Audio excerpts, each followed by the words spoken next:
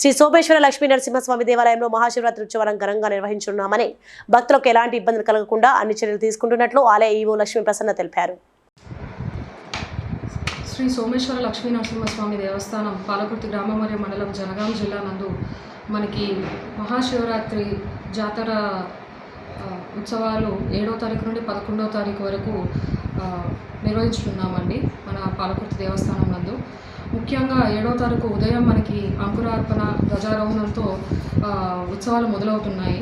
Cultural ఎంటిక్విటీస్ని పెట్టి మనము organise చేస్తున్నాము ఈసారి. అంతేకాకుండా 10వ తారీఖు వసంతోత్సవం ఉంటుంది.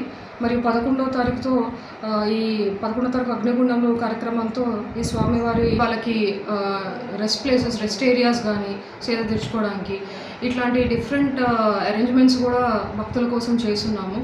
అండ్ అనేక మంది భక్తులు స్వామివారిని దర్శనం చేసుకొని వారి కృపా కటాక్షలు మీపై పొందాలని దేవాదాయ ధర్మాదాయ శాఖ నుండి మేము కోరుకుంటున్నామండి. Thank you.